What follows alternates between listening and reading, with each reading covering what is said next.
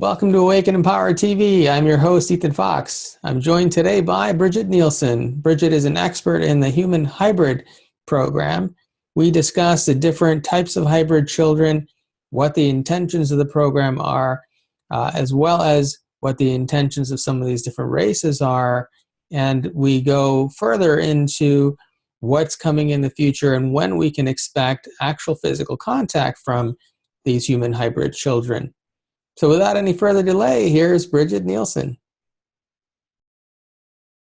Hello, Bridget. Welcome to Awaken Empower TV. It's a pleasure for me to have you on the show. I've heard a lot about you and your work, and you're doing some really incredible things in a field that not a lot of people are actually on the forefront doing work. And so I'd like to, well, first of all, welcome and thank you for joining me today. Thank you for having me. I'm excited. Yay.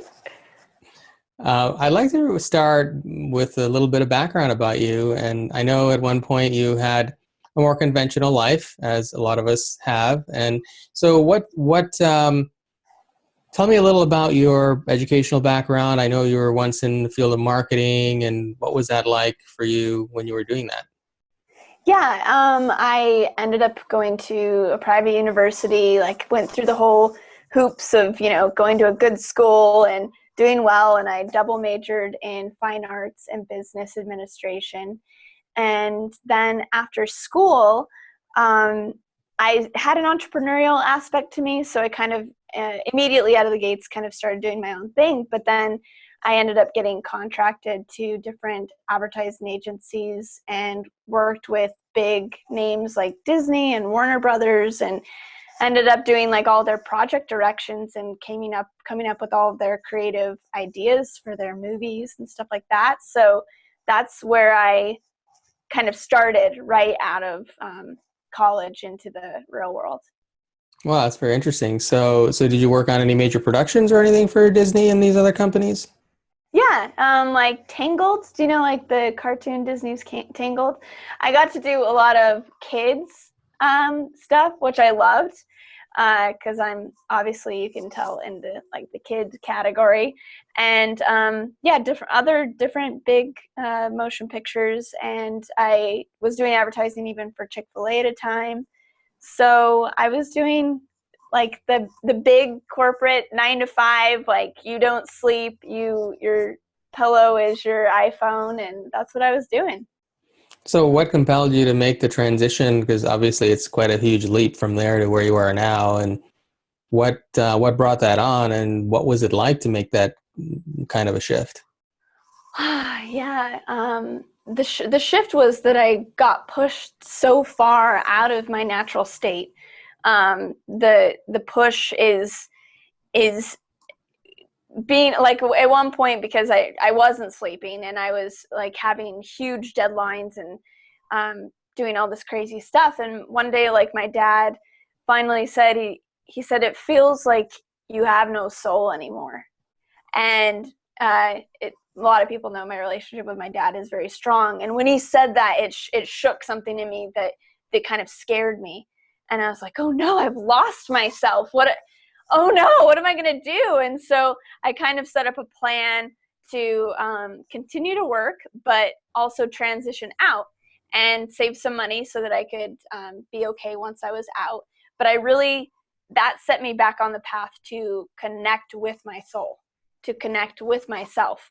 And at the time then I had money, and so I started seeing different healers in Los Angeles and started doing a lot of my personal work to get back to who I was, to who I am. And so you made that leap to doing this kind of work now, and we're going to talk. I'd like to talk about your dad a little bit later on, also. Yeah. But what was that like to go from that sort of very conventional? I mean, obviously you were a typical 9 to 5, I imagine, corporate person with your Starbucks coffee and so on, and now you're all about healthy living and consciousness and these kind of things, right? So was that a major mental shift too? It was a mental shift. I would say that the biggest mental shift is overcoming, because I'll speak in we, but it's also me. I'm indoctrinated. I was indoctrinated since, preschool all the way through college. That's a lot of time of be this person, do this thing, you know, make a lot of money, have the good job, you know, get education, like all these things that you're programmed to do. And so the big mental shift was going, oh, that's a program, and I don't have to do that. And I think one of the catalysts that kind of got me out, as well as showed me who I was, is from an early age, my parents raised me vegetarian, and we were always in nature. And so I had kind of an untraditional upbringing that was more natural. And so I had something to go back to. It wasn't just like, oh, I've never eaten kale before, and this is going to be my first endeavor into a salad. It was no, this is actually who I was before, and I just need to, you know, remember that after 18 years of schooling.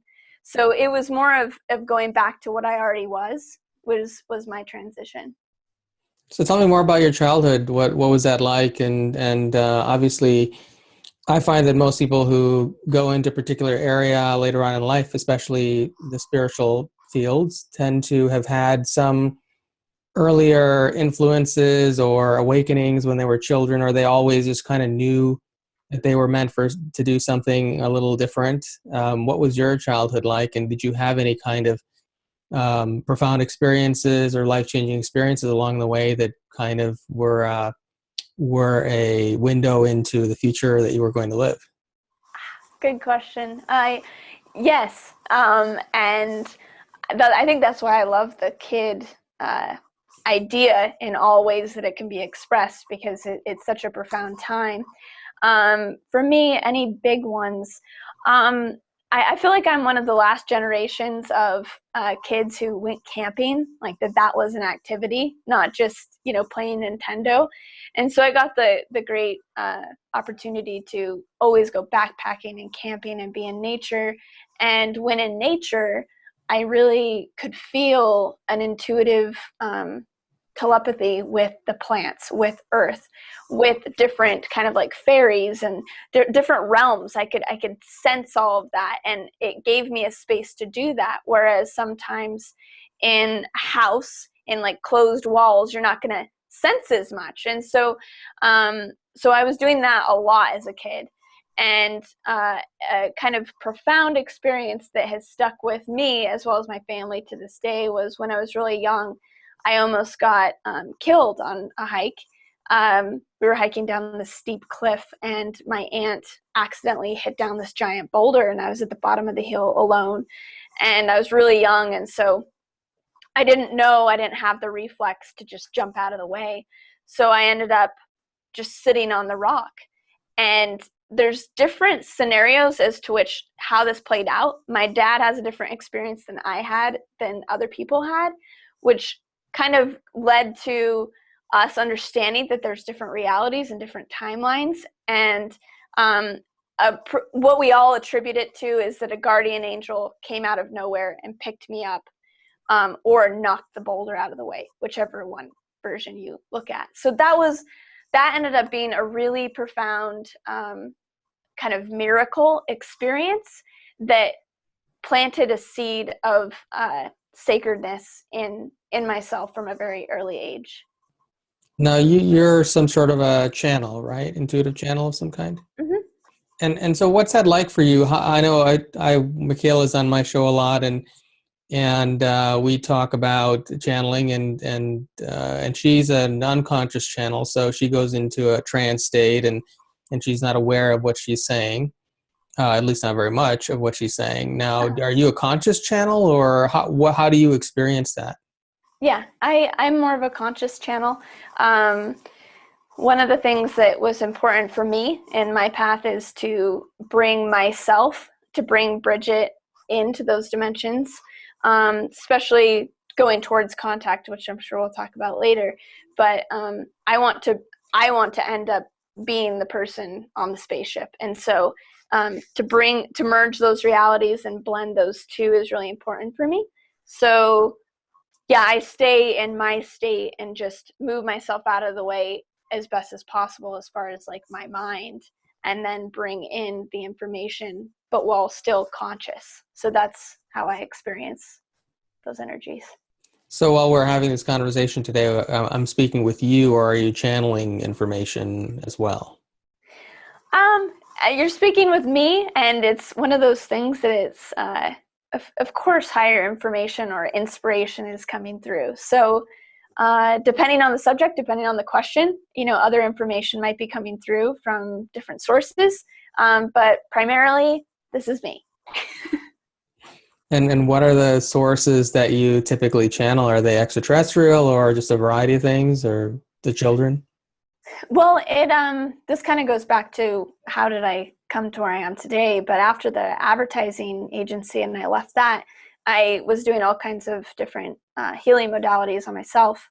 And then I got trained in a variety of different avenues to work with other lives, to work with channeling earthbound spirits and guides, angels, all those kinds of things. And so who am I primarily communicating with?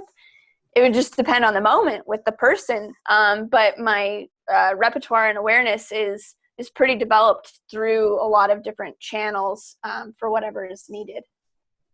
So it depends on the individual. So you could just as well channel a spirit guide or a master or an extraterrestrial as well. Yeah. My first kind of the area that I was best at, my specialty was mediumship in the beginning, and speaking with those who have passed, and I would meet people and then I could hear their passed on relatives and I deliver messages. So that was the beginning of how it started, and then I developed the other channels from there. So if we wanted to later, could we do maybe kind of a universal message for the listening audience or viewing audience? Sure. Yeah. Okay. We'll see what goes through. Okay, good.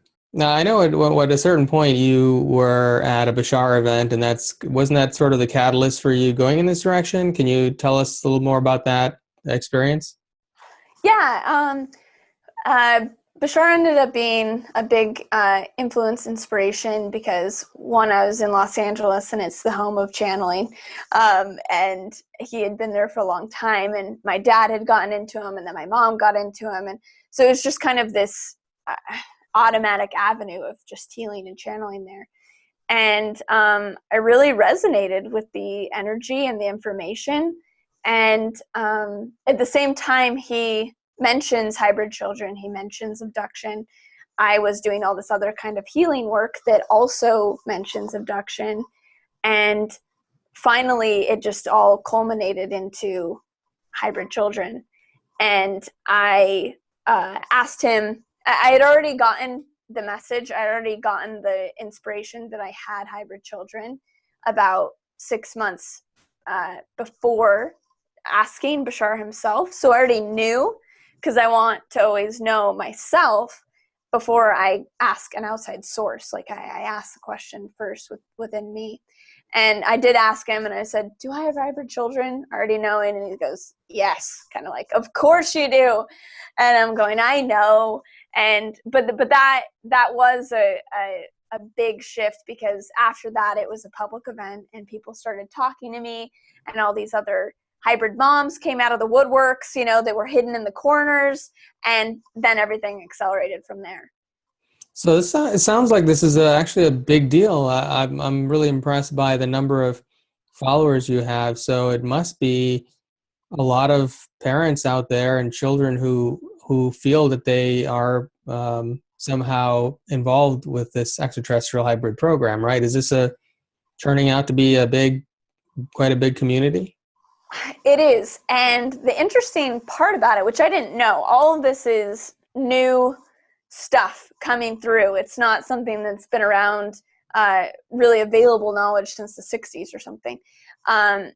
It's coming through now. And upon that Bashar event, I met Sharon McCormick, who we then created the Hybrid Children community website and a lot of our information.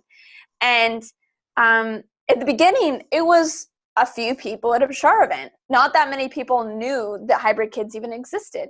A lot of people in the abduction community had in their remembrances of their experiences, remembered children on the ship, remembered fetuses in test tubes, but it wasn't like a common knowledge thing yet in the collective consciousness.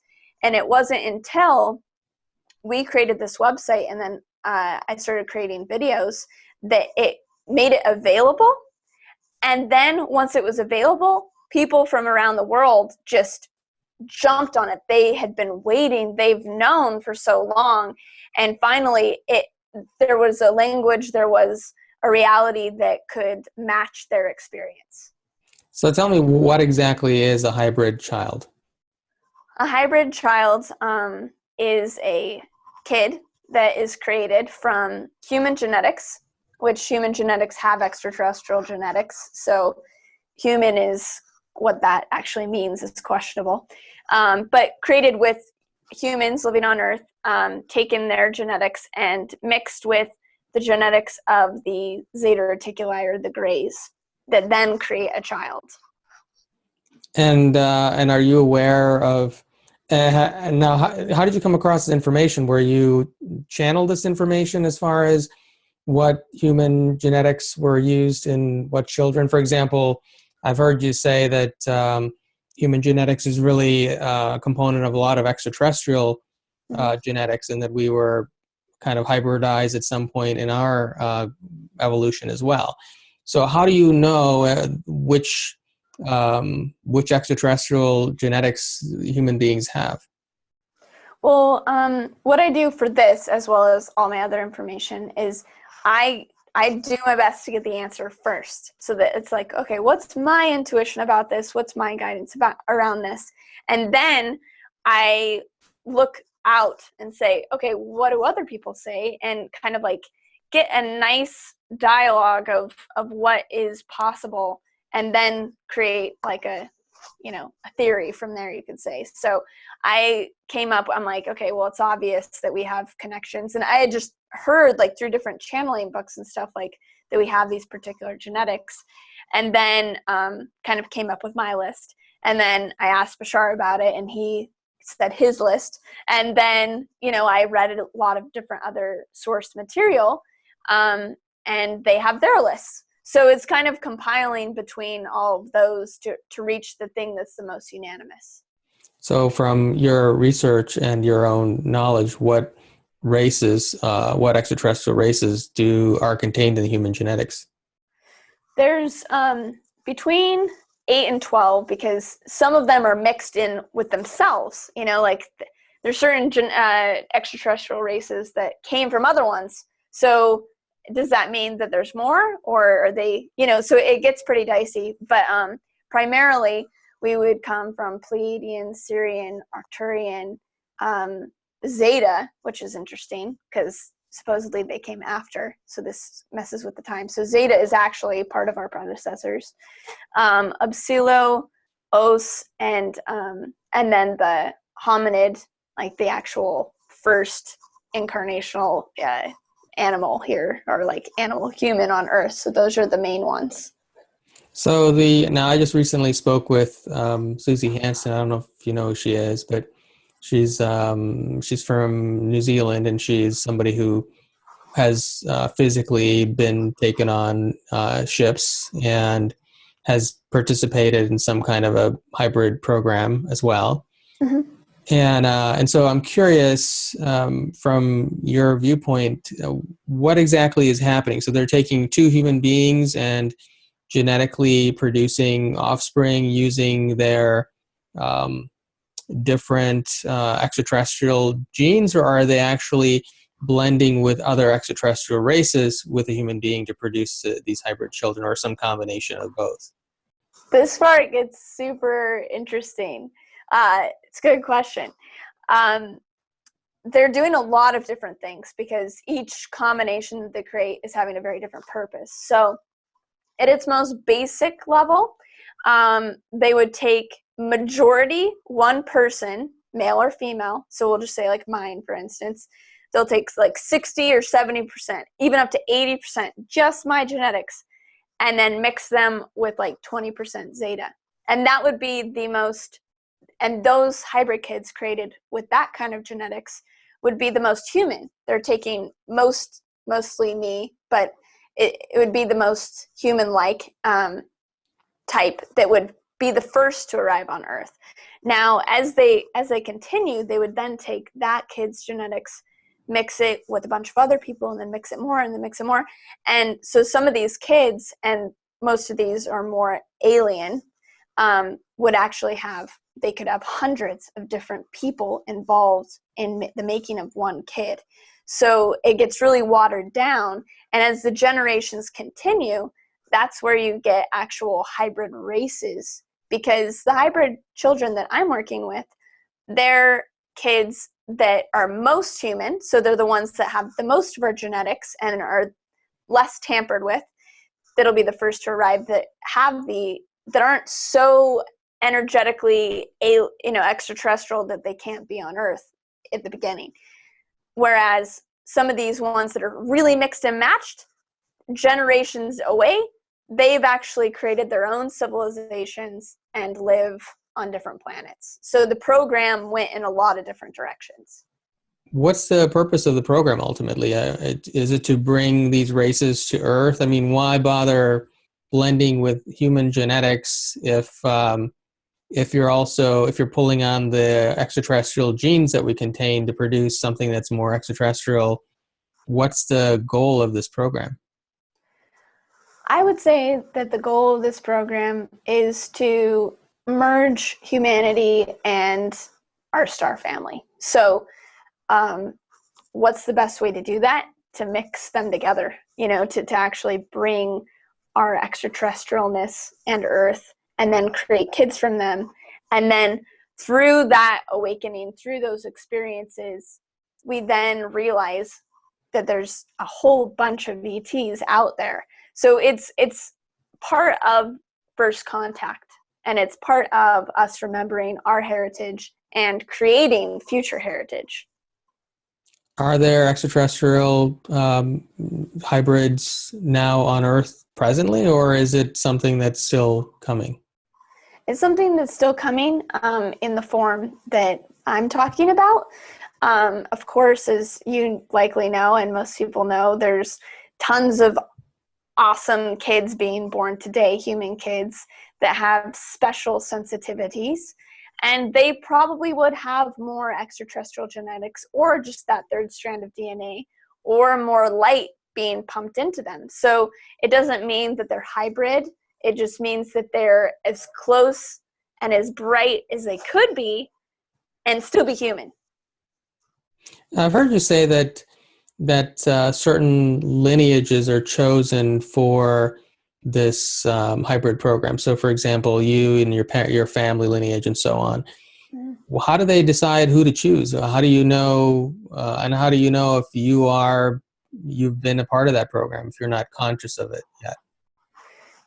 Good questions. How do you know how they choose? They choose based on the certain extraterrestrial, the higher amounts of extraterrestrial genetics that a certain family lineage would have.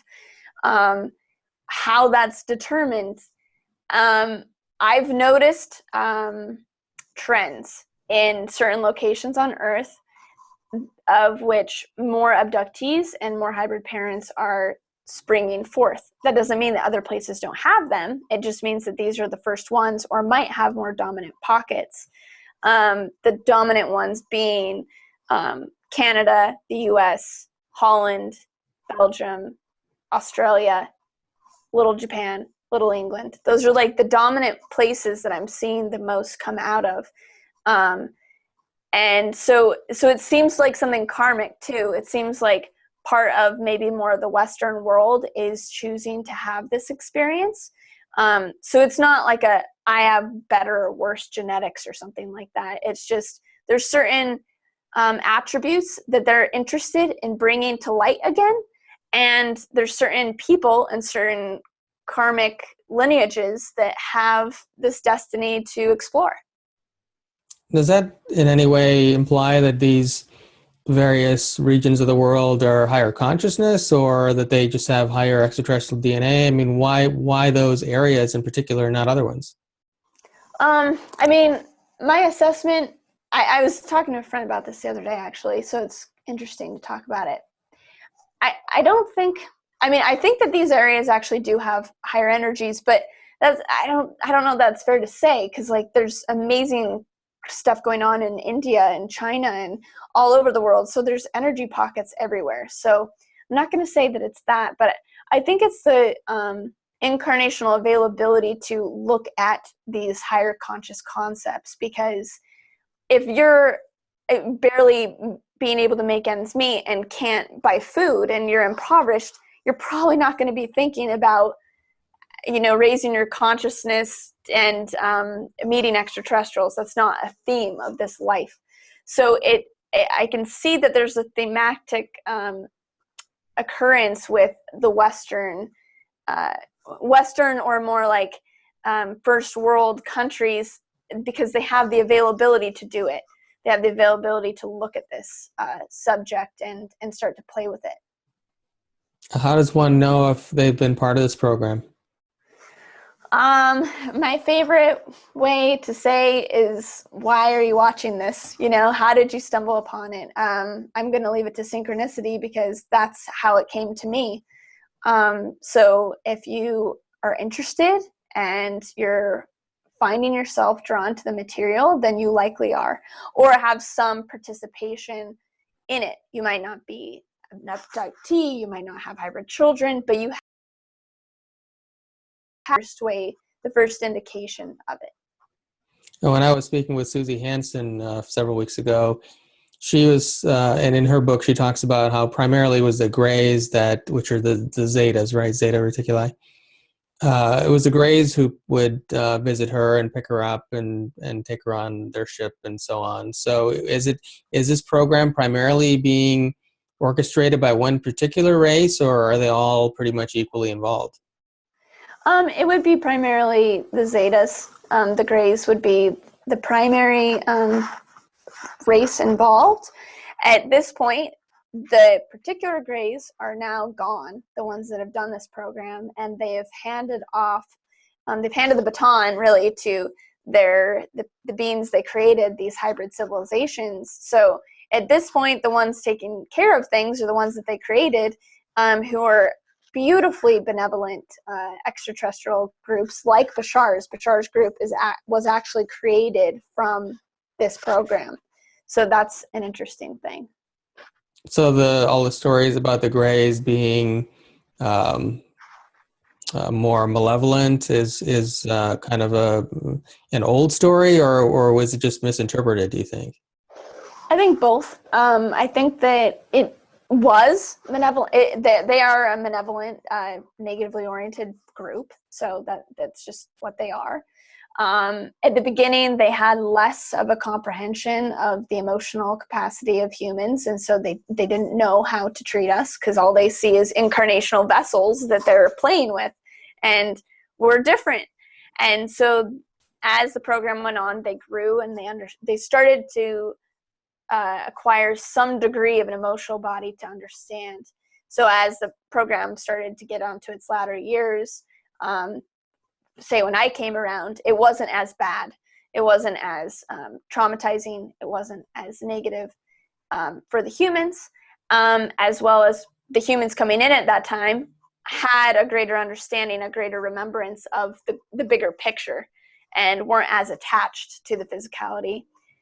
So I've heard you say, and I've heard a lot of other people mention this, that the Zetas are actually a future timeline version of ourselves, that we continue to evolve in this particular direction and eventually genetically engineered ourselves out of being able to procreate and so on. And so they came back to correct their mistake, or really not maybe their mistake, but really to take a different approach to the future of the human race.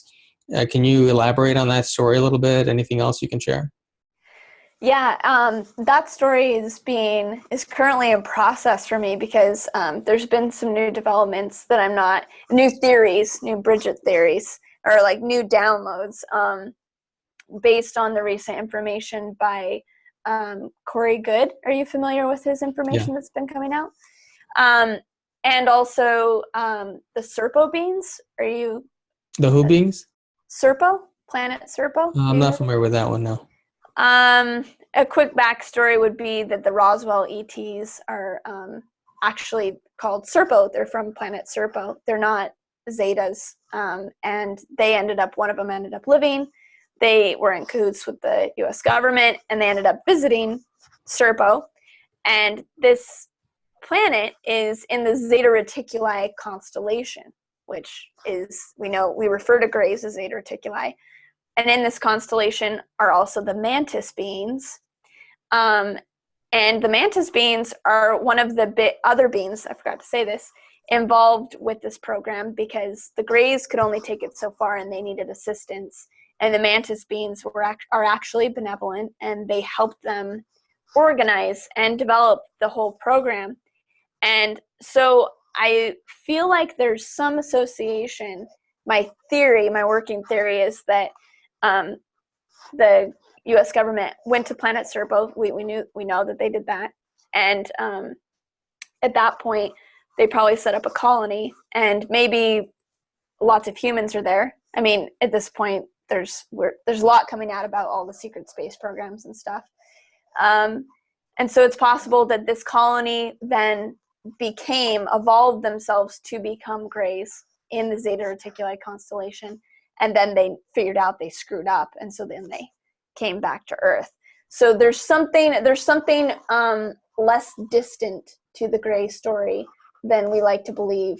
There's some kind of theories that it's like 50,000 years in our future, the grays come back, and it feels like that it's less far, that there's less of a distance between those realities than we think, between kind of us and what the grays turned out to be. I've heard you talk about the genetic program, the hybridization program, and how they're not just capturing our DNA, but also our energetic essence. Yeah. Can you explain that concept? Yeah. So I visualize it when I see it, but there's a lot of, I think, to everyone watching this, they're aware of like this whole awakening and like the energy that's becoming more apparent to all of us. So there's our physicality, and then there's also physicality to our energy in a way. It's our energetic template. It's our archetypal blueprint. And so when we come in, we're not just this body, we're also this soul. We're also this set of blueprints that is this greater themed energy. And so one of the things that they're doing in this program is they're capturing, kind of like taking a snapshot of our energetic blueprint as well as the physical blueprint. And so some people can be participants and be hybrid parents and just have their energetic archetypal blueprint taken and put into a kid.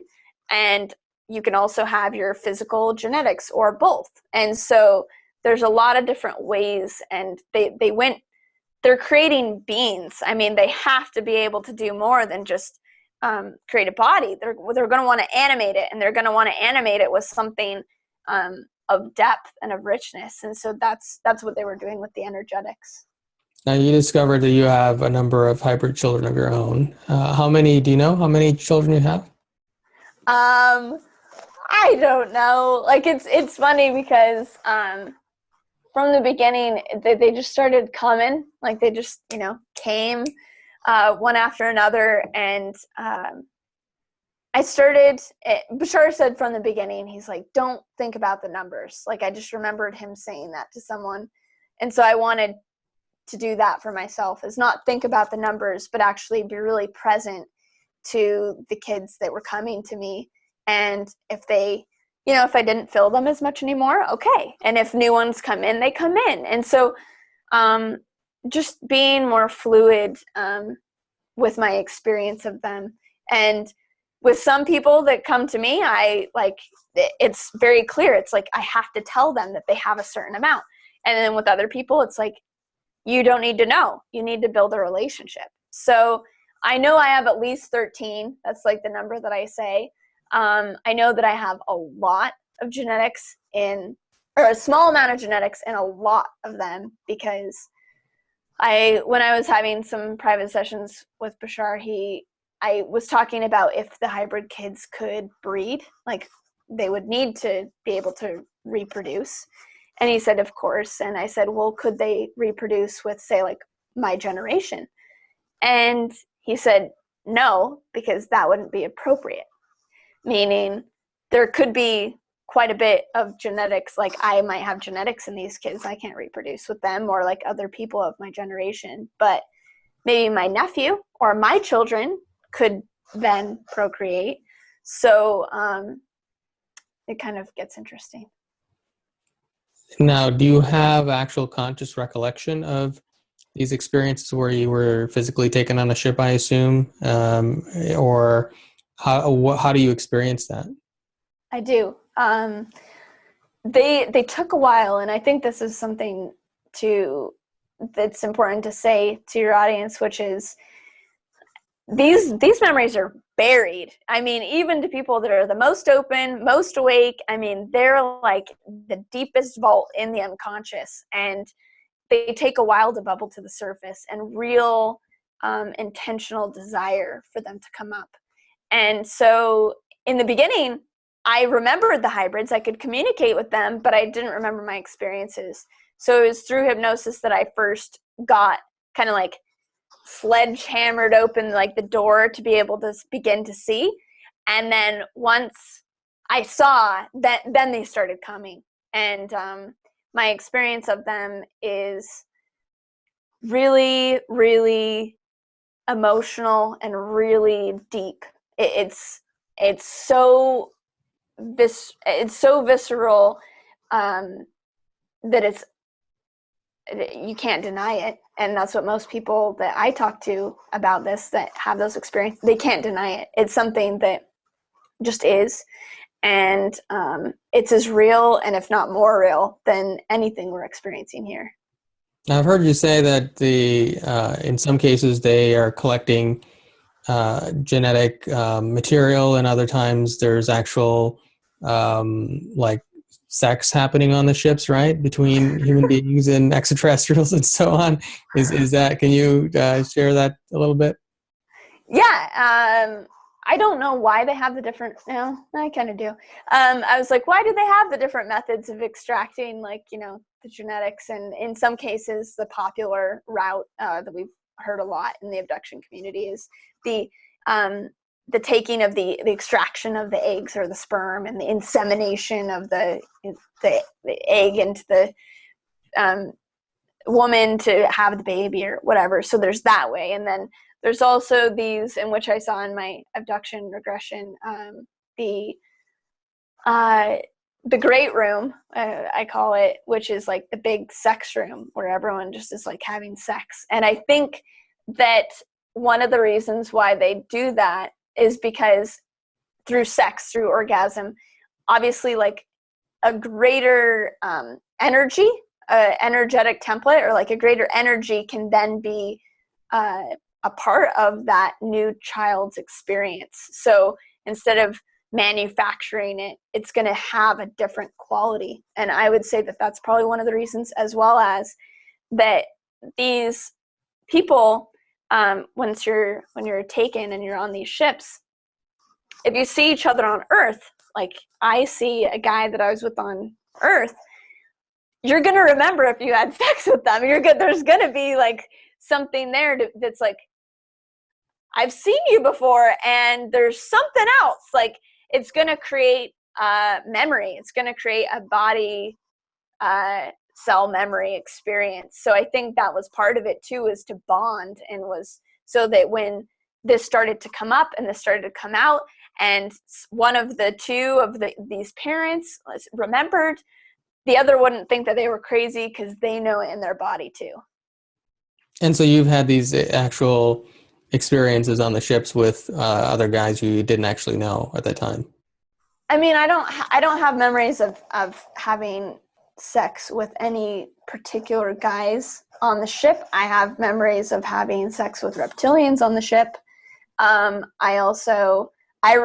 know that I was on the ship with certain guys. Do I remember this? I don't remember if I had sex with them or not, probably in a lot of cases. But I know that we have hybrid kids together, and a lot of those have been verified that I intuited were verified as true.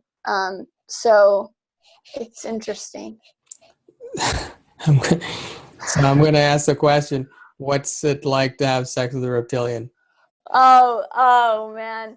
You'll it's so funny. This is like I don't know. I think it's like an underground fetish at this point, because there's so many. I've talked to at least like 10, 15 women that are abductee types that all of them remember it, by the way. That's like one of the most dominant memories. It's primal. I mean, the reptilians are the primal representation of our energy. And so it's crazy awesome and so deep and animalistic but transcendent at the same time. And lots of people have these memories of particularly like of doing it with reptilians. So this is a more positive, benevolent reptilian race that's involved in this program, I assume, right? Yeah. All the ones that I've interacted with and heard of other people interacting with are benevolent. I'm very aware of the ones that aren't, the ones that live on Earth, like under Earth, that are benevolent reptilian races. And I'm sure that in some cases, some people have had bad engagements with reptilians. So it's very important to use your intuition and distinguish what the energy is of any being you're interacting with, as well as looking at if it's your ego fear or if it's the real energy of the being. So both of those is important. You get the impression that these various extraterrestrial races, reptilians in particular, that you've interacted with, do they experience emotions or feelings of love or anything like that, or is it purely just intellect? Well, I mean, the Zetas, it's intellect, as we know, but the reptilians, I've felt emotion, absolutely. And with all the other ones, absolutely. I mean, yeah. So I would say that the Zetas and a lot of them, I guess you could tie a lot of the benevolent ones with being more intellectual, less emotional. And now you work with a lot of parents and children, right? Is it primarily children you work with, or just all ages? I work primarily with human adults and hybrid children. Okay. So human adults and their hybrid children, you help them to become aware of who they are. Yeah. And what are some of the various experiences and stories that you've heard from these human adults as far as their hybrid experiences go? Their hybrid experiences, let's think. There's so many at this point. They just like run together. Let's think of some good ones. For the most part, it's an emotional remembrance. There's some kind of, they have some kind of dream and real knowingness of their kid. It's like, it's love. It's like, it's motherly or fatherly love. And that's the story I hear. I hear the details of, okay, I was on a ship, or okay, and then I met them here, something like that. But the real transmission of relevance is this undying love and knowingness for something that's so weird and alien, like, to conceive of. And that's the most magical part to me, is that like every day I'm getting messages from people that are just like blossoming to this information, and it's weird. So it's great. Are these people just people more like us who are already open-minded to these sorts of things, or are you encountering people who really don't believe in extraterrestrials or anything like that, but they're kind of being forced to face the reality that they've had these experiences? I would say primarily it's people that are, there's a direct correlation at this time of the people that are having some kind of awakening, it is corresponding with them waking up to these memories and realizing that they have hybrid kids or were abducted. It doesn't mean that they have some kind of background that they intellectually figured it out. The common theme that I see is no intellectual. No one would intellectually want like this to be the truth. So a lot of people that don't know very much, they just maybe saw like one of my videos and their heart exploded and that's all that they know. And then they want to understand more information about it. And then in the other case, let's see, what was the other thing you said? What was the other thing that you said in that? My question was, are the people who you're encountering, who are coming to you for help, people who are already open to these ideas like we are, or like the viewing audience of this show? A lot of them already are familiar with these ideas and already have a belief in extraterrestrials. But are you coming across people who may be more mainstream minded and don't necessarily believe in these things, but it's becoming such an intense knowing or feeling in them that they have no choice but to face it, and so they show up at your doorstep trying to get answers? Yeah, that is the case. I can feel it coming even more so. So in the beginning, this whole thing has been more the awakening crowd after December 21st, 2012, up until this year. But right now, I'm feeling a rumbling, and I feel it's going to just escalate and kind of go crazy of very, everyday mainstream, going to jobs, people that don't think anything of it, and it's just pounding them, this deeper energy, this deeper knowingness. And so I am getting some of those, and it's fun and funny when I do, and it's like it's awesome. But I feel like it's coming down the line, and it's just kind of like getting the framework of all the people that are supportive and have kind of a greater understanding of the big picture, and then it's going to erupt. Do you think that the hybrid program is escalating, or is it just that people are waking up more and so they're becoming aware of their experiences, but they've been going on all along? They have been going on all along. There's not like new introductions to the hybrid program. If anything, it's on the way out as far as the creation of the kids. It's over. Most of that's done. So it would just be that right now the acceleration of the remembrance of it occurring is it's the time for that to wake up. Why is the program ending? Well, the Greys died. That was one of the reasons that they did the program, is because they were going to become extinct. So they wanted to continue themselves on. So they're gone. And they did everything they needed to. They created 5 hybrid civilizations. They have the hybrid kids waiting on ships to come down to Earth. It's just the creation part's done. Now it's like execution, first contact, assimilation. And the first step to that is waking everyone up to this remembrance through dreams and through things like the show and different synchronicities that people are going to remember things from. So tell me more about that. What exactly, in your viewpoint, does contact look like? A lot of people I speak with on this show and just a lot of people in the community are always talking about contact and disclosure and these kind of things. And what, in your viewpoint, is contact? Contact is remembering the contact that has already occurred. So it's remembering the simultaneity of that it's already happened, because we in this new age world, this spiritual world, we can't throw out, if you're gonna do it, you need all the concepts. And so this idea of like non-linear time, or time not being linear as an idea, we have to actually put that into the equation. So when we're talking about contact, we have to go, oh, well, time is non-linear, which means they already made contact. And I think that's one of the first energetic mental shifts that then can enable the remembrance, and the remembrance can come consciously, or it can come through dreams, or going to certain locations where the landings are going to occur and remembering the landings. And I think that's first step.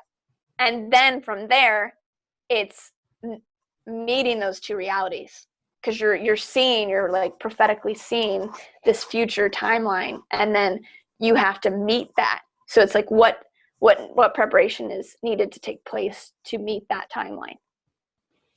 So from your vantage point, if we're obviously the future has already happened, like you were saying, but from our linear vantage point, when does this actual, because you're talking about all these hybrid children waiting on ships to come down, when is that happening in your viewpoint?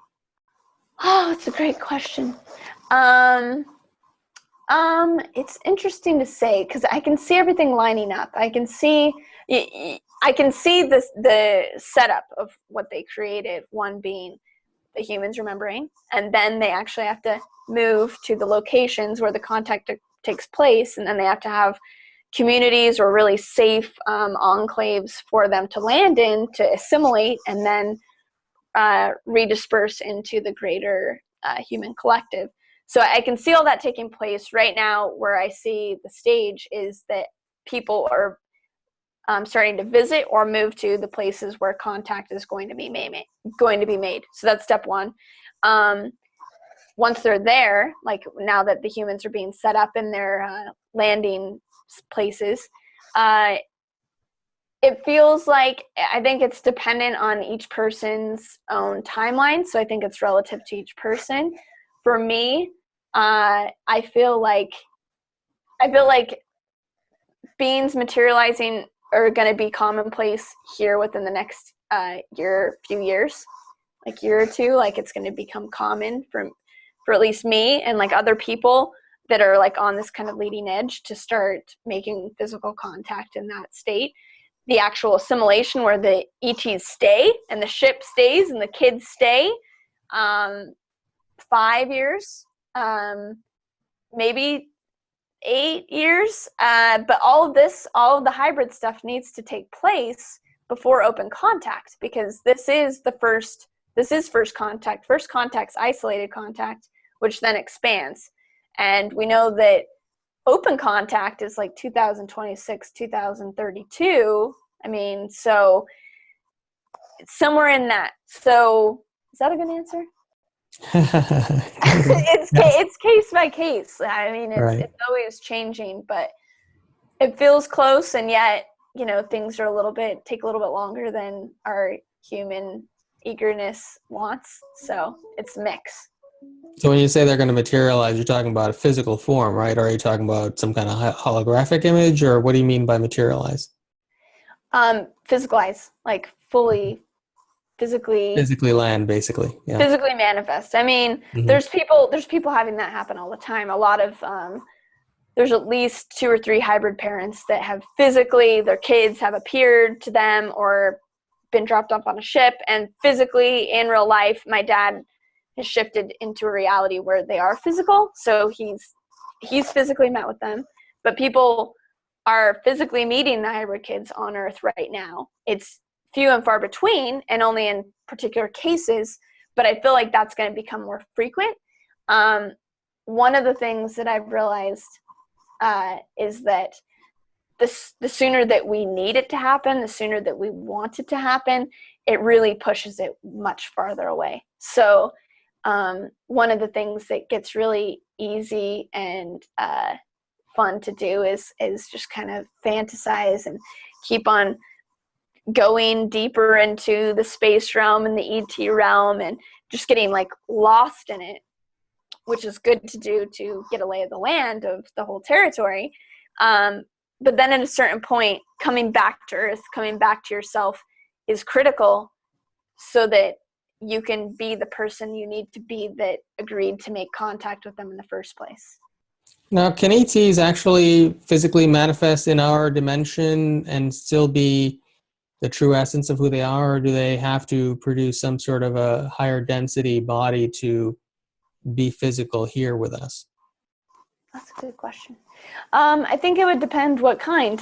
If it's a non-physical Syrian, or like the blue avians who are super high density, they going to need to do what you said and actually create a physical, whether it's a holograph or a physical body to physicalize into this reality. But a lot of the ones, and most of the ones we're engaging with are still physical.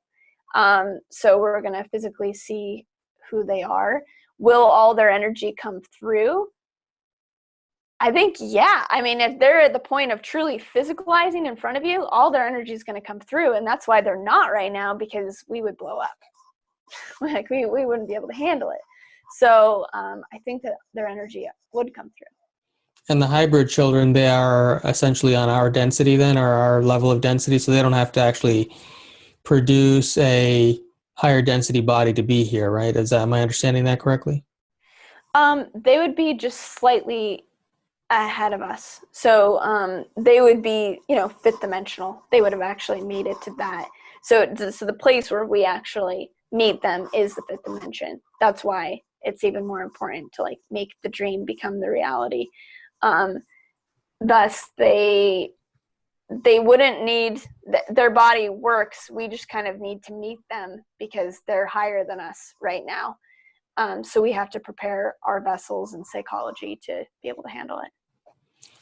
Okay, so if I'm understanding this correctly, the part of the reason maybe that they have not yet manifested here is because the Earth's consciousness is still moving to fifth dimension, right? And so for them to exist here, we have to be in a fifth dimension, and so that's the place that we're essentially going to meet. Yeah. Okay. So tell me about these different races. You talked about the different hybrid races. What are the differences? What are they like? Different hybrid races. So the first ones, the ones that are the most like us, but they're on spaceships, so they are like us, but really different at the same time. They would be the Shalanai or the Yael, and they are the ones best known for the Phoenix Lights in 1997 that did the big mass flyover. And they, what do you say about them? They're awesome because they're the first ones that are going to make contact. They're the primary race ready for that. A lot of their ships have been seen over California too. They're shaped like this, like that. So over California, over the Southwest, some of my friends have seen their ships, and they're just ready to make first contact. That's their job. The other main one that I know about is Bashar's civilization, which is involved in first contact, but just more communication. They can't be the first ones to make contact because they're too high right now for us to make contact with. And the other ones are slightly still mysterious. I've had contact with one of the other ones, and they're still taking a step back because of whatever reasons. There's things that we're not ready to handle yet. And if anything that I've figured out in this whole scenario is that there's really particular timing and reasons to why certain beings are presented first and why other ones aren't. And I just have to trust. We just have to trust that they can kind of see the greater vision and what we can handle and what we can't handle. Did you have any, from what I understand, listening to you speak today, I get the impression that a lot of people are in this hybrid program. Do you have any idea of roughly what percentage of people are in the world may be involved in this program? I've heard numbers of a third of the population. Based on my geographical assessment theories, it kind of seems accurate. And yet at the same time, I think we're always shifting. We're always shifting to different realities and Earths, and the numbers of things change. So when we end up, say on the Earth where the hybrids land, it's going to be all people, that are more a part of the program or chose to go on this more positive path. You mentioned that certain parts of the world need to be prepared for this contact, or this for them to actually physically live here. I assume, now you live in Sedona. I assume that Sedona's be one of those. Well, what are the characteristics of these parts of the world that or even can you? Is it a small number of places, or is it too many to name? It's pretty basic, not too many to name, I wouldn't say. It's not limited to this list whatsoever. I think that, and also the Earth is changing a lot, and so the different high energy places are changing. This is one of my other favorite areas of exploration, are these high energy locations on Earth. But the primary ones that are of utmost focus for me, that I've been assigned to, and I'm realizing within this program, and even beyond the hybridization program that I'm a part of, but just contact in general, that certain people are being assigned to certain places for to prepare. And so Sedona in the Southwest is a huge one. I mean, you think of aliens, what do you think of? You think of the Southwest. You think of like Roswell.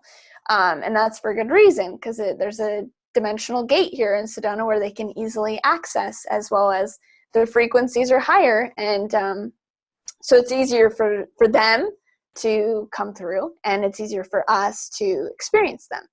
So Sedona is a primary place. Mount Shasta.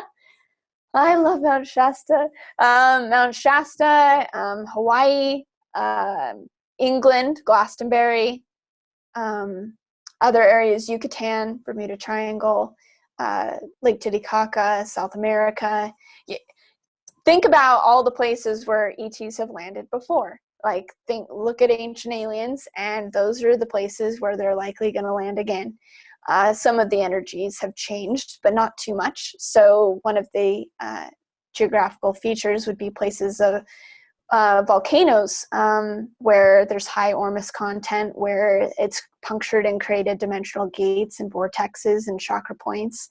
And so these are going to be the places for first contact, because the energy is best for us and for them.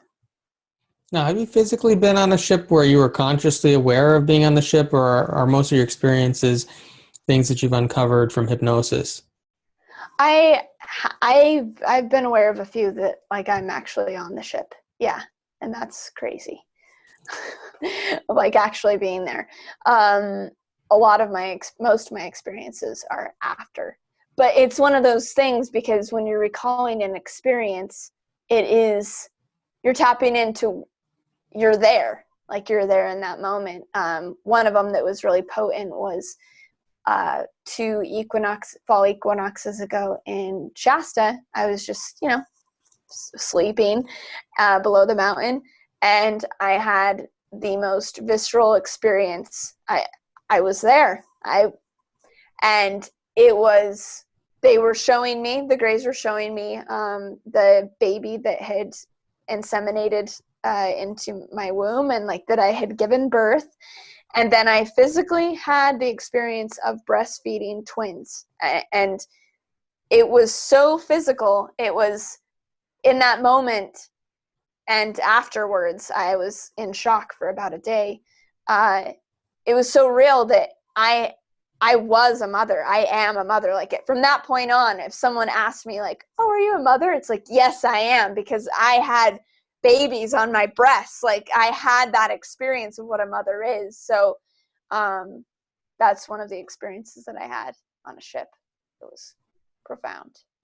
So how would you not have known in your human experience that you were pregnant to the point of having twins if you had these twins on the ship? Great question. For one, when I was younger, when I was a teenager, 12, 13, long before I had sex, physical sex, I had this reoccurring thing that I would tell my mom. I'm like, Mom, I'm pregnant. And I wasn't being funny. I wasn't being delusional. I felt my body. I could feel something change, and my moon cycles would change. A lot would change. And so that was kind of an indicator when I started getting into this. I didn't know anything about this at that time. And I went, huh. And then the other things that are really interesting are that on the ships, you could be taken from your house, 2 a.m., and you could be taken up to the ship, and you could be on the ship for 9 months. And you could be dropped off at 2:15 a.m. And, almost no time has passed, and yet 8-9 months has passed. For the most part, they didn't do that, but the most common thing is for them to inseminate it into the female womb. The mother carries it on Earth for a week, up to 6 weeks. Not to where they notice that they've missed a period type of thing, but so that there's an energetic connection between the child and the mother that's physical.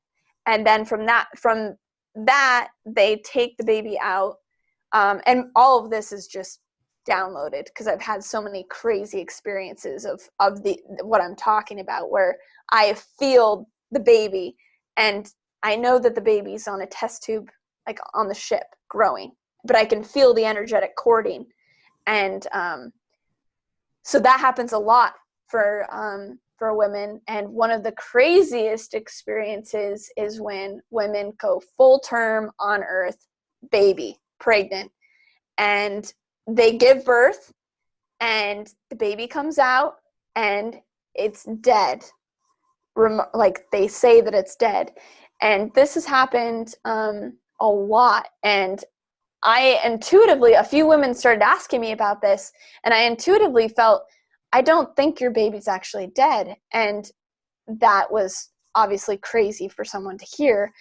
And at the time when all these women were saying this, I was at the UFO Congress, and this woman, Barbara Lamb, who's very well known for her regressions, who I did a regression with, and my experiences came back, and I said, Barbara, okay, what do you think about this? Have you ever heard of someone who's gone full term and the baby dies, but it's not dead? And she goes, it happens all the time. And she said that there's tons of cases of this where in the hospital, the mother gives birth, the doctor says that it's dead, it's not, the ETs take it, it's still alive, and the mother is told it's all going to be okay. And that happened to one of my really good friends here in Sedona. And they lived at our house. She felt she had hybrid kids, and then she relayed the story, and I was like, wow, your human kid is still alive. So there's a lot of stuff that can happen in this domain. So a lot of stillbirths, you're saying, are not exactly stillbirths. They're extraterrestrial hybrids who are being taken by the ET races once they're born. Yeah, in most of these cases, I want to note, because this could be a huge thing where just people that lose their kids might think that they're still alive or something like that. But in most of these cases, if this is the case, one, the mother knows that it's fine. And in most cases, if a mother truly lost her baby, she would be just broken. In these cases, the mothers are fine. So there's something there, as well as the mother never sees the dead baby. So those are two kind of indicators if something like that had happened. Otherwise, I mean, maybe the baby just died, and that is, I'm sure that happens a lot too. And so I don't want to just feed false hope or something, but I want to say that it is an available reality for certain women. Now you have a boyfriend, and I'm curious, is he also somebody who was involved in the hybrid program? Yes. And have you, was it a program that you were involved in together where you have hybrid children between you? Yes. One of the first nights that we were together, I had a dream and woke up very emotional from it, and I didn't know what it was. So I went back in, like a regression, and I went back in and went back up to the ship, and I met two of our kids, and the little girl told me her name is Amber, and it was very apparent that it's our kids. And from the onset, I met him in Sedona. He loves ETs, has, you know, wanted to be in community and sacred site and just everything aligned. He doesn't have as much connection to them as me. Like, it's not his life's mission to do this kind of thing, but he's very involved and understands it all and resonates. So, and he ended up having a dream of Amber about a year later, and so there is like a connection, which is cool. Now, you work with a lot of parents and their children and so on, and tell me a little about how it is that you do your work. What is it that you do for them? What I do primarily, well, I do online like Skype or call sessions, and that's to work with people who are just like, this could be me, and to just get it out and to talk about it and to intuit and see if there's something there. And in those situations, I don't just say, yeah, you have hybrid kids, and impose anything. I coax out what they already know and they're just maybe scared to say, or it's a process, because I want this to be a really personal knowingness for people, not some new age craze because they just got over their Saint Germain guide and now they want to have a hybrid kid or something like that. This is like real. So that's one of the kinds that I do. And then the other kind that I do is I am the medium between the parent and the child. So I create a actual drawing and message from their hybrid kid. And in those cases, if by that time they're actually having me do this, they know that they're a hybrid parent and they just maybe need help making the connection, or they've made the connection and they just want more of it. They want it fleshed out and developed. And so I tune into the parent's energy and paint the picture of whatever wants to come through, write the message, send it to them. And in every case, like, the parent is just like, this is exactly what I thought. And there's always a lot of crazy synchronicities. You know, a lot of the times while I'm doing the session over the weeks, they have dreams about the kid during that time, or a lot of confirmations, so that it doesn't just feel like it's me giving them something. There's a real energetic engagement that happens between the three of us, between me and the parents and the kids. Like, a lot happens, which is really cool.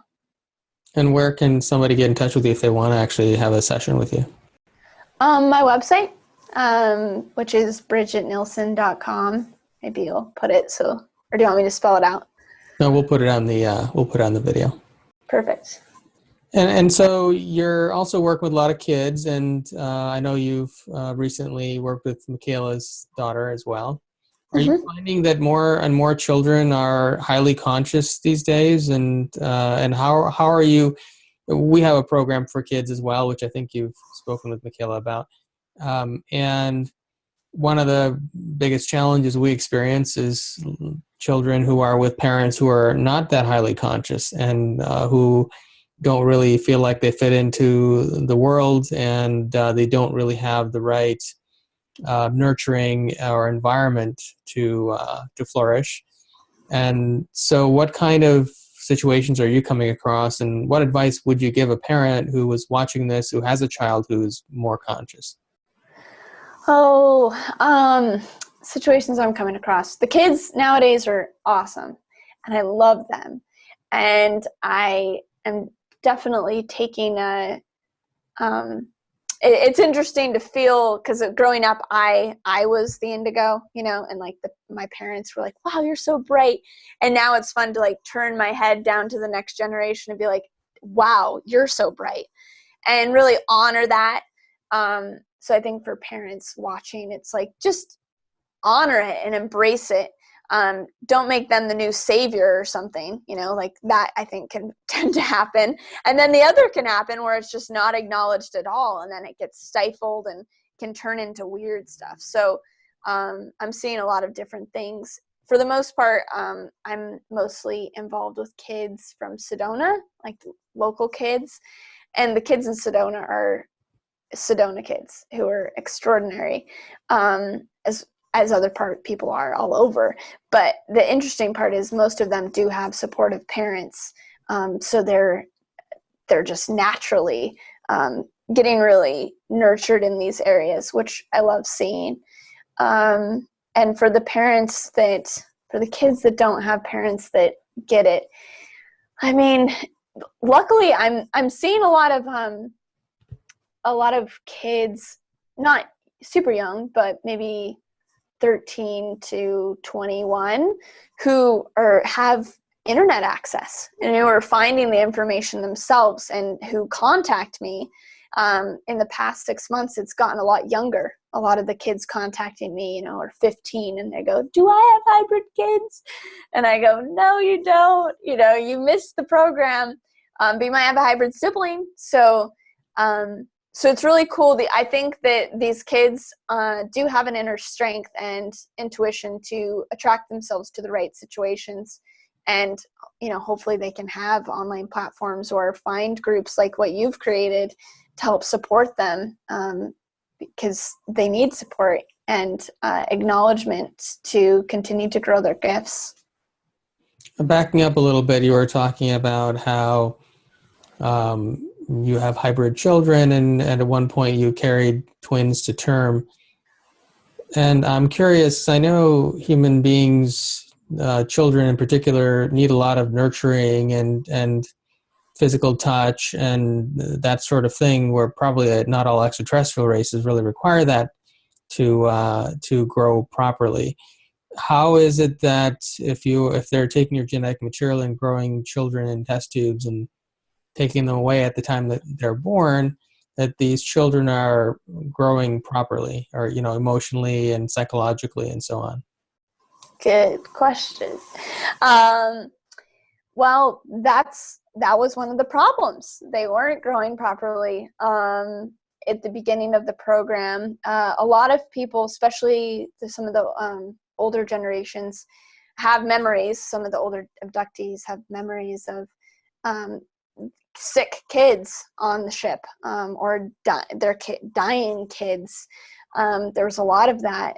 There was even some of that when I was, say, 12 and involved with the hybrids. I remember one of my first hybrid kids actually passing away. So it was a big problem, making beings, making incarnational vessels, then incarnating them, and then having it work out for the being. And so one of the things that has come to me is a very clear, one of my clients, actually, it came through that she's older, and she had so much love, even amongst being abducted and being mistreated and being in these crazy situations. She still had so much love for this alien children being handed to her, that her, as well as like a small group of some of these women, delivered such love that the kids started to survive because they were taken care of, because they were supported and nurtured and loved. And that act was one of the turning points that switched on part of the Grey's emotional body. They didn't care about the emotional body because they didn't think it was relevant to their agenda, until they needed the emotional body to make sure their agenda succeeded. And so I find that it's so amazing that humans, because we kind of tend to think of humans as not so loving, and it's amazing that in this case, like, we as third dimensional beings or something, like, turned on like a negatively oriented race and really helped the survival, like, with our love and with our compassion. So once that was put into the equation, I've even heard of, my dad did some research on abductees, and he told me that the Greys would actually seek out very motherly women. They would like go to, not to say that only nurturing women are religious, but they would go to like Christian women or like certain women that had these like huge families that were super loving and take them up, because they could handle it. They could really love these kids. Whereas some people were handed kids and they would just drop them and run and scream. And obviously that's not going to help a child's development. Now, these kids aren't human and they are born with more understanding, so they can handle more. They don't need the kind of love that we need, but they need some, and it really helps the whole situation. Now, you've been on some ships, you said. What are the ships like that you've been on? Are a variety of different kinds, or can you describe anything that you were able to remember? It would be classically cliche. One of the things I always suggest to people is to like watch science fiction as reality, because they get it from somewhere. So the ships that I've been on, it's kind of iridescent stainless steel, but also like it's not even stainless steel. It's like crystalline and shiny and very clean and stark, and doors open for you and everything's lit perfectly. So just, that's like the main thing. Corridors and rooms and sometimes views of space. There's nothing that exciting about them. I mean, yeah, that's like the main thing.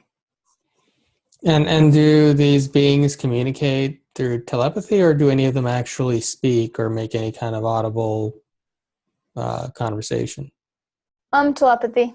For everyone's telepathic, and even the kids don't talk. I mean, they can, but they don't. So they don't need to. Will they when they, I mean, on Earth, or is that the plan? Is that they're going to communicate telepathically, or they will? Mm-hmm.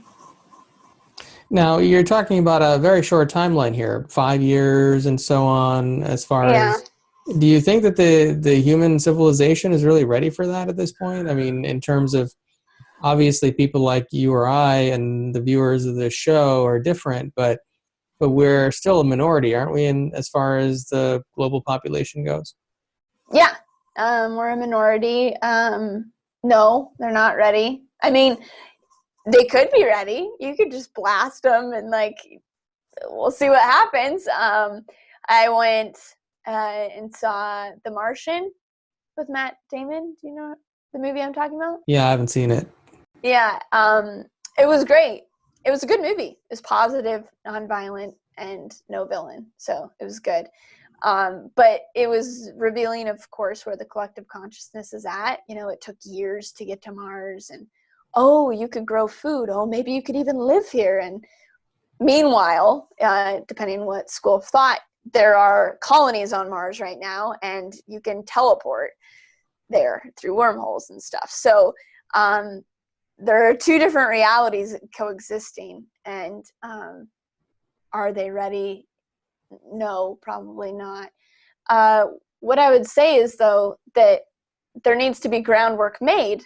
People that are fully versed and fully ready to interface and assimilate with different ETs. That needs to be the case, so that when the masses wake up, there can be people that can help facilitate whatever the psychological process is that people need to go through, as well as facilitate kind of the functionality of what needs to take place when everyone is freaking out. They're like, okay, I got this. I already know that this is going on, so let me take care of things while you go into psychic shock or have to relax and let go of so many belief structures about humanity and about life in general. So I think there's different timings and different waves, and it's all planned. So yeah, my timeline seems pretty close, but it's for the first people, which it seems actually not close enough for the fact that there's a lot that needs to happen, you know, to accelerate everything. So yeah. Now, you and your father have a vision to create some of these communities you mentioned earlier, right? And so can you share a little of the vision of what that community is like? Yeah, it's the primary one, the most important place that I've been told and I can feel is Sedona. That's why I'm here. And it's supposed to be the place for first contact. And the idea of the communities is there's a few different things as to why. One is we need to be away from the mainstream, as we just said, as we assimilate and like aliens land. So that's one thing, is just to be out of people's spheres, as well as out of the collective consciousness, because we would actually be creating a new collective community, because ETs interact as groups and they don't interact really as individuals. I mean, they do, but they're more collective. And so by creating a space for humans that are more collectively oriented, where each person is unique and has their own gifts to give, but we're operating as one, is a necessary energetic component to make contact in the sacred sites. So like I said, the energy needs to be at a certain level. All the other things involved need to be as high vibrational as possible.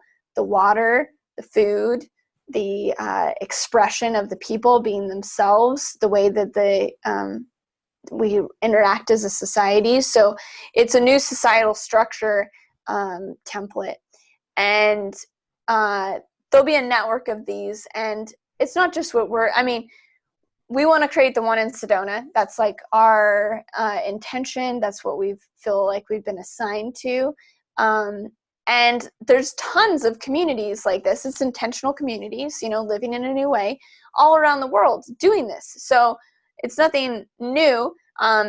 We just have a particular use for the land, which would be little alien children running around, which might be a little bit different than other people's. So I feel like we'll create our own, as well as other people that have already created communities would probably maybe be inspired to also use their land and as a trial basis for this kind of ET assimilation as well. So I'm open to however it looks, and I'm open to any kind of assistance and help, and I'm just doing what I can do. But this is a group effort. It is not individually based, and it takes a tribe.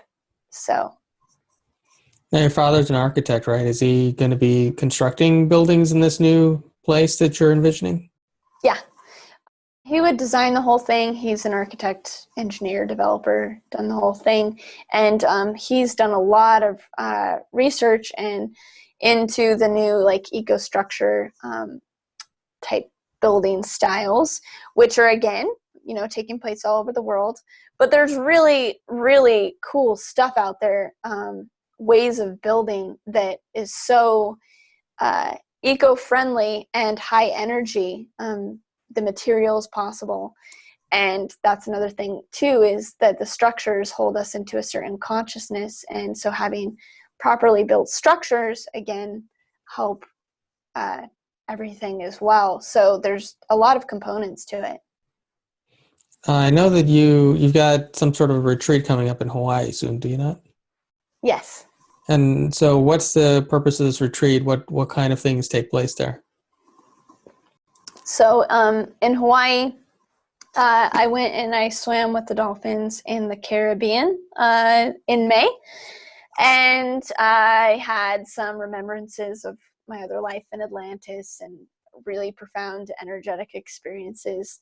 And on the last day, the dolphins, who I'm in more and more contact with, gave me the telepathic message to have opened the opportunity for more people to go swim with them. And of course, there's tons of people swimming with dolphins, so any experience is going to be great. But the one that I wanted to create, because there are only a few that truly acknowledge that the dolphins are crazy advanced consciousness, alien consciousness living on Earth. So I wanted to create those so that we could hold that group in tension and really meet again as a collective group, meeting another collective group of extraterrestrials. And so I set up the ones in Hawaii to do this. So the first one is to swim with dolphins every day and make contact. And then the second one is to be on Maui, and we also kayak with whales too. So is to connect with the cetaceans, because right now it's what can we do to prepare for contact, and to watch a bunch of YouTube videos or like to go look at the stars every night. It's good, but it's not great. But what we can do, it's like, what can we do to develop our telepathy, to develop our consciousness towards contact, like with that specific intention to expand ourselves. The dolphins are waiting right there, like ready to do it. And so that's a part of that opening. Tell me more about the dolphins. You mentioned that they're an extraterrestrial consciousness. What more can you say about that? They are Syrian souls incarnate into cetacean vessels. So they are truly, an alien would be that they're non-humanoid. So they're non-human. They're obviously fish-like. And so with the Syrian energy, they have obviously a very watery, amphibian, healing, beautiful energy. And the thing that I like too is entering, when you enter the ocean, when with a dolphin, you're entering their world. It is a different dimension when you're present with them, and you're entering like the Syrian mothership. It's like a spaceship under the water, and it's very different actually. If you're just swimming alone under the ocean, it's under the ocean and you're on Earth. But when you're in their presence, a dimensional gate, a certain bubble of energy opens, and it really is very alien. And so it's a really good energy to get familiarized with, as well as their energy is so loving and so high that it's a really positive experience with an alien race, because most people have only, say had gray abductions. I mean, a lot of people have maybe, feelings of connection with like Pleiades or certain civilizations, but to truly be on their turf and be a guest as a human delegate in that space is profound. And so what is the first time you're doing this kind of an event, or have you done it before? The first time I've done a swimming with dolphin one. I've done a lot of different hybrid children ones and different intuitive watercolor, like 1 day, few day workshops. And then we had a Sedona adventure here. And that was like my big first retreat, but it's more of an adventure because you're not retreating, you're like going into yourself. And the Sedona one, and we have another one coming up in May, but that's dedicated to figuring out who you are as your soul expression, like for the human tribe. And again, not so much focus, funny enough, on the extraterrestrials, but it's like, who am I as a human? And so that was a really important thing coming up that I noticed with a lot of people, is it's like, we need to rehabilitate who we think we are. I'm not the advertising for Disney girl, I'm more than that. And not that can't be one of my expressions, but getting back to like a solid core of who I am. And so that was the Sedona one. And then this Hawaii one is more heart-based, dolphin, alien contact-based. So could you channel maybe a message or something from the hybrid children as far as what they would like us to know as a human civilization? Sure. I won't do any voices or anything, but I'll just relay what I'm hearing them say.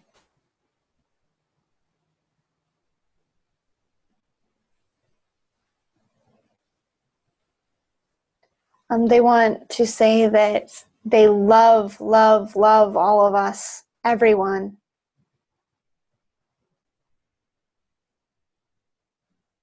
And they dearly hope that they can be received by their parents,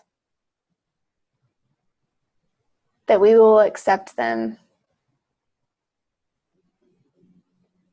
And no matter what we choose, they will always love us.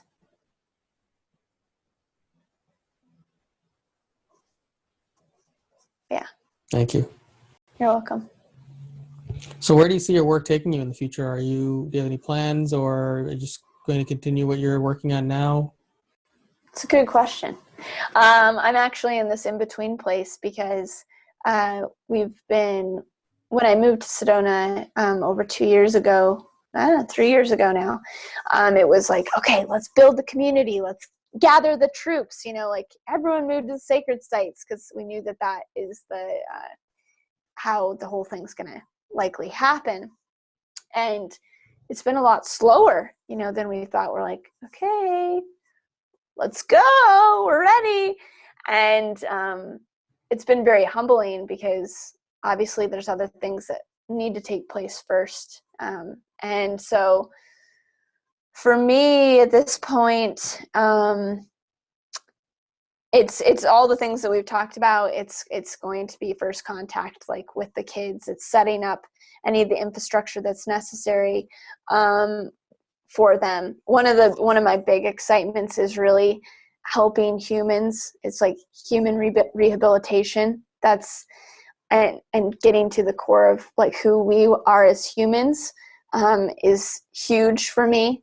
And being so extraterrestrially oriented has only made me more loving and embracing of humans and all of us.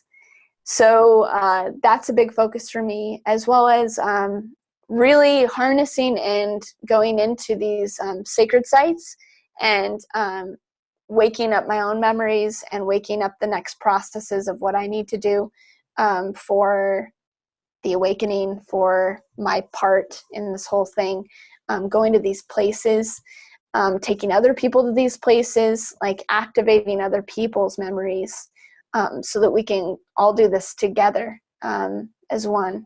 So those are some of my interests. And do you think that the human civilization is actually moving toward a higher consciousness? I know that we're in a time with the year 2012 having passed that we're supposedly moving toward a higher consciousness. But from your vantage point, all the people you're interacting with and so on, do you believe that we've crossed that threshold to where we are for sure headed toward a more positive future? And if so, what gives you that impression? I'd like to think so. I think so. What gives me that impression is I see it more and more. I see a vulnerability in people and myself. I see more and more openness. I'm in a fun position of getting to receive the emails of the people that are waking up to this particular hybrid thing. But that's indication of a greater picture. And mine is a very extreme niche. So if that's happening towards me, then that means the other areas, such as like increases in people doing yoga and like eating healthier, is probably going drastically up if hybrid, talk is going up too. So I can feel it. I can feel it. And I can feel people. I think part of the process is people losing it. People not knowing what to do and feeling the big changes come. And I think that's indication of change too. So, I think we've crossed that threshold. And I think some of us on the beginning kind of leading edge or leading wave is slow. It feels kind of slow, but really it's not. And I think being patient and enjoying the process is at least one of my new fascinations. Now, you mentioned earlier, I think, that you're a vegetarian, right? Are you vegan or just vegetarian? I'm vegan, but that's like a whole, it's a thing. I don't like promote veganism or vegetarianism necessarily. I do feel that it has the availability to raise one's consciousness if done properly, and it takes a lot of information to do it properly, and a lot of dedication and a lot of cleansing and such. So I actually wrote a blog on how to raise your consciousness through diet, and it has like the best steps to transition of it's science-based too, like of what I have found that actually like does do this. And it's a touchy one. Food is like one of the touchiest things for people. And yeah, if done properly, I think it can be very, I've been made to do it. Like upon moving to Sedona, I was vegetarian, and then within a month or two, it was like, or I was vegan. It was like, go raw, get rid of legumes, get rid of soy, get rid of the gluten, and I'm like, and I had to, because the energy here made me take it to the next level. Now I've balanced out, and I'm really wanting to be healthy, and I'm really wanting to do it the right way. So, yeah. So primarily what, a live food diet then? Is that what you're thinking? Yeah, live food diet, and most of what I eat is live food. It's seasonal too. I think a really important thing is like the seasonal aspect. It's cold here right now in Sedona, and I'm not going to eat cold salad. It's not a good thing to be eating. So like, I'm going to eat like a warm Ayurvedic dal, or I'm going to be having my tonic Chinese herbal teas that are associated with fall and associated with winter. I'm going to be having more like dense, rich, slightly, cooked greens and like sea vegetables, increase the fat.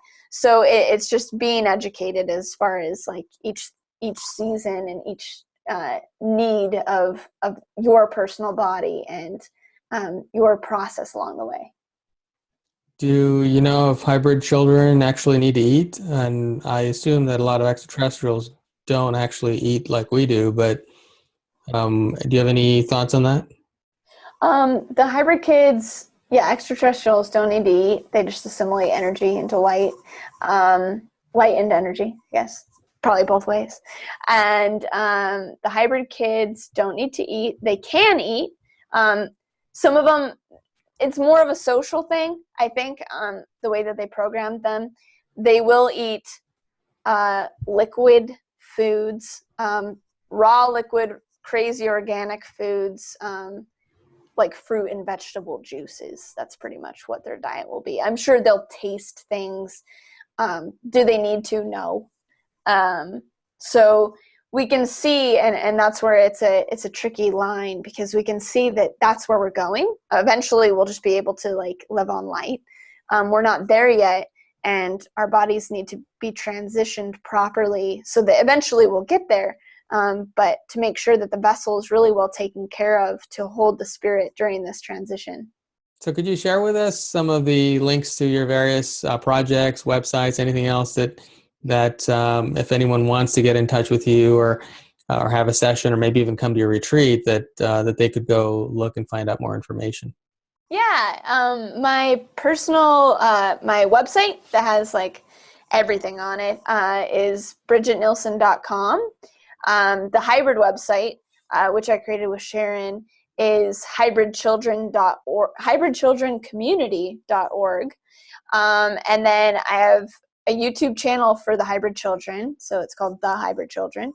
And then my personal YouTube, which is Bridget Nielsen Art, which talks about more of like the recipes, health, more of like Bridget is a human kind of content. And yeah, those are the main avenues you can find me. So you have a health component too. I didn't know that. Yeah, now because I've had to do it myself, I've like gone into the whole like health thing. The retreats that we do, I cater them like with my recipes, and then I make a lot of the food too. So I've been doing like a lot of kind of chefing type stuff, and actually we have our own raw cracker line that is in a lot of stores throughout the Western United States and stuff. So yeah, the food has just kind of taken off as one of my like artistic expressions, and yeah, so it's good. So you do a little everything, community building, Food, crackers. Yeah. yeah, exactly. This is cracker. Do you sell this on a website, or where does someone get a hold of this? Yeah, they're on the community website is harmoniousearth.org, and you can buy the crackers there actually, and they're also if you're in a special sacred site in the Western United States, you'll find them, like Moab, Shasta, Sedona, like a lot of places like that. I was actually pretty impressed with your knowledge of nutrition and the use of Chinese herbs and the dal soup or whatever you were talking about earlier. Where did you pick up all that information?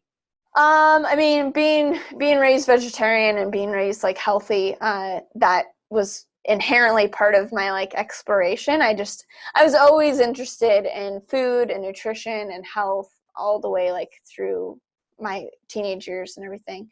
And then it became really relevant because as I went down this spiritual path, or up the spiritual path or whatever, the food thing, like I said, it starts to naturally occur. It's not a mental, like, I'm going to be a vegan. It's like, I don't feel that I can't eat that anymore. Like something changed. Like I'm feeling guided not to eat that.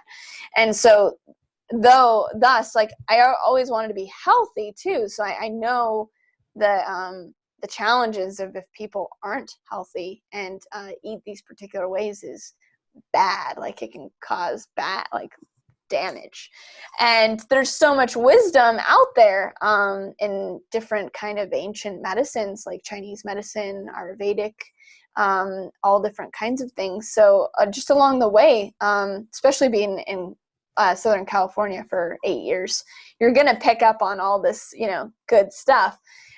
So then, and I've always been like a cook type, and so I just started doing, when we changed our diet to really extreme 2 years ago, you almost can't buy any of this stuff. So I had to make it all and figure out how to make it all. And so then along the way, I was like, hey, this is pretty good. And other people liked it. So started selling it, started making food for other people and helping other people, with their diets, with transitioning.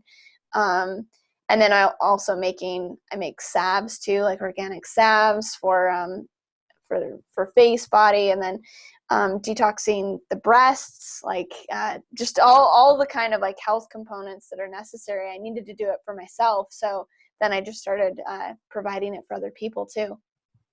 Now, do you, speaking to our earlier conversation about veganism and vegetarianism, I know you don't recommend that everybody follows a particular diet, but have you found that individuals who are becoming more conscious that they actually move toward a vegetarian or vegan diet, or are there people out there who you think are highly conscious who still eat meat and like it very much, and that do you think there's a connection at all, I guess is what I'm getting at.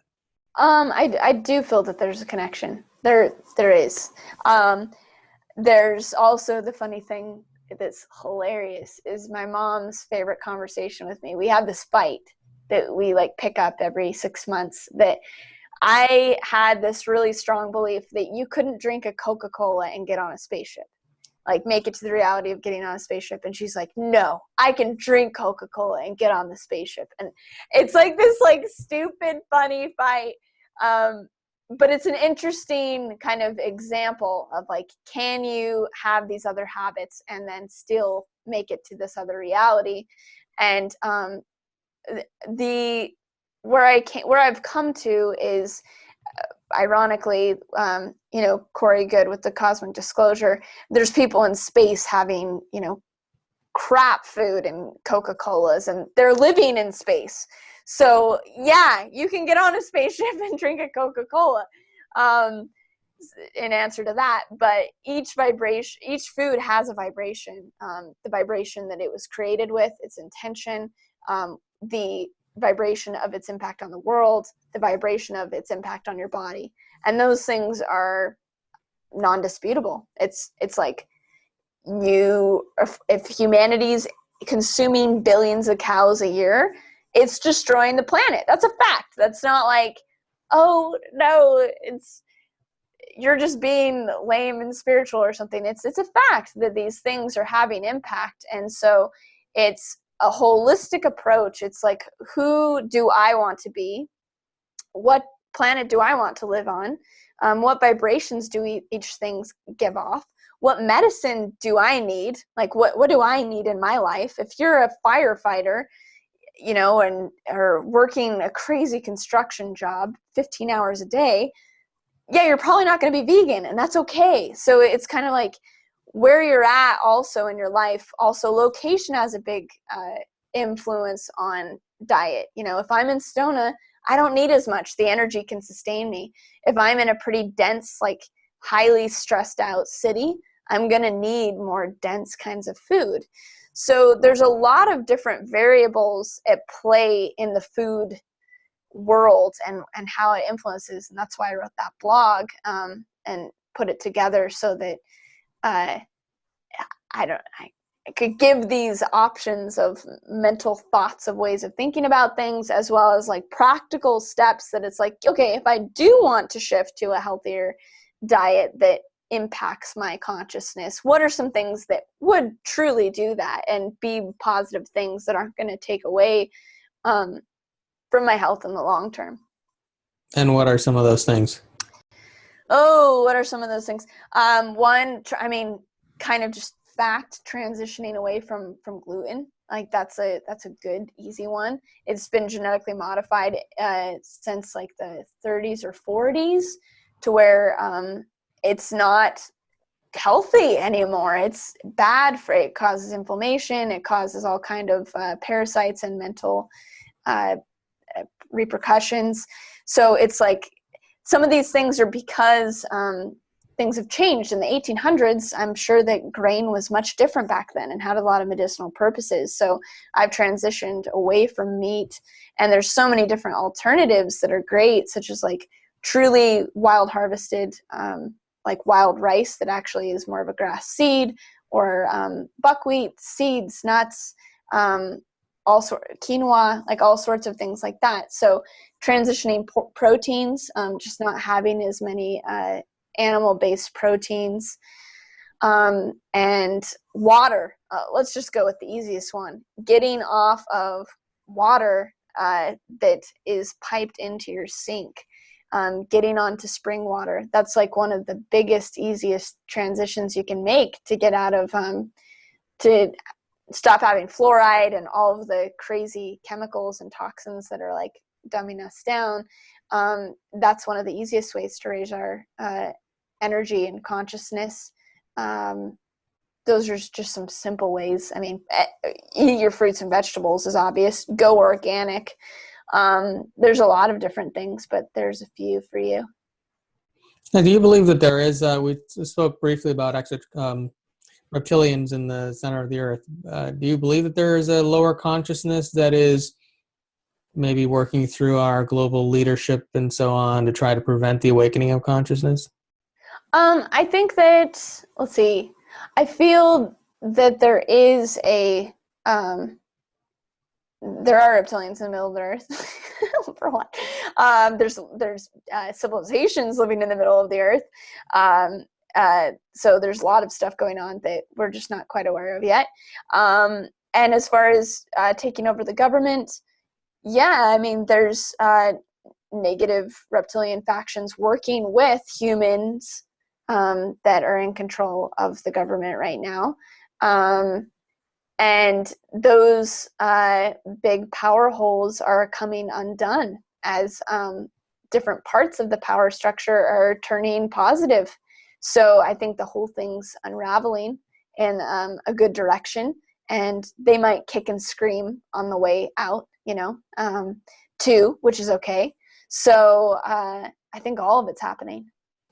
Now, I was mentioning earlier, Susie Hansen some weeks back, and she shared a story about how she was actually shown, the Greys showed her a future of the Earth where there were human beings on Earth, and we looked different, and she was talking about how our bodies were almost interacting with nature and plants, and so there was this energy exchange taking place, and it was a much more loving kind of environment.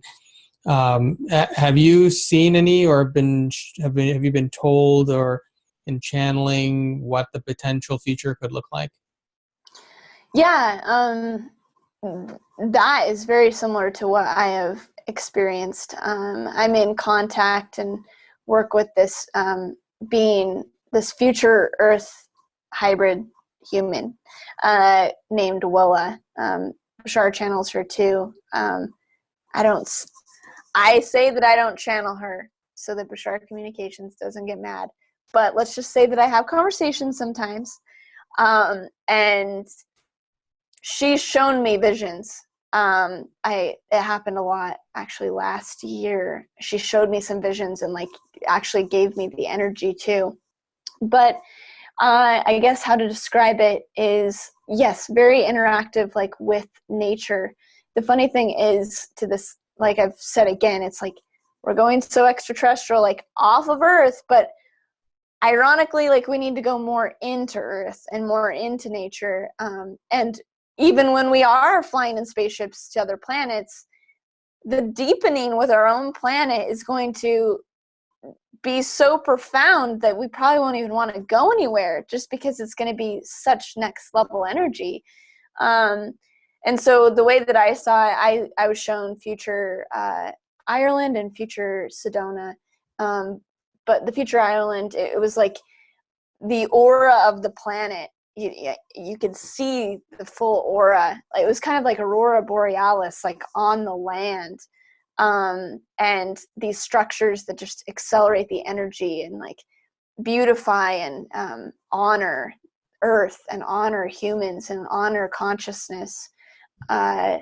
Interaction with Earth and with each other on such a profound level that everything is interconnected. It like Avatar, Avatar, future Earth. There you go. It's a good follow-up to my interview with Ruben last week. Yeah, exactly. And did he talk about Avatar in that? Briefly, yeah, we did. Yeah, so it's that. You mentioned earlier on that you had a past life in Atlantis, and how did you experience this? Was this through hypnosis, or you just have some recollection of that life? I had recollection. It's funny because, so it was in Bimini, which is popularized by Edgar Cayce, and that's where the dolphins are. So I didn't go to Bimini for Bimini. I went for the dolphins, and subsequently there was Bimini, and it has this thing called the Bimini Road, which people still question if it's Atlantean ruins, which is baffling to me. And so we were swimming out with the dolphins every day, and I was aware of the Atlantean theme, and so I went, I wonder if anything's going to happen when we swim over this Bimini Road and these ruins. And I didn't have expectations at all, and people were making fun of me because it wasn't a very spiritual group or retreat at all. It was just we're swimming with dolphins, so everyone thought of me as this funny girl. They're like, I wonder what's going to happen to you, and I'm going, I don't know. And so we end up snorkeling over Bimini Road, and the second my body got over, I was just snorkeling over these huge stones, it just I don't even know what ignited in me. Like some switch turned on, like some ancient switch that was so deeply emotional. It was probably one of the most deeply emotional. There's only a few other times that I've had such profound experiences, but this is the first one, non-extraterrestrial related, that I lost it, and I just started bawling so deeply within my being, in the snorkel and snot flying everywhere. And I remembered the story. I didn't care about remembering the story in the moment. I just wanted to experience the energy. But it was a real coming home.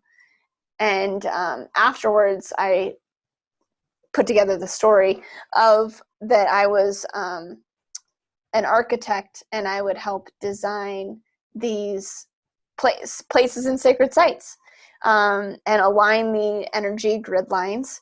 And I knew it was before Atlantis fell, obviously, and it was before it went more egoically based, power based. And I knew that it was coming, and I was someone that could have influence, that could say, hey, we need to stop this.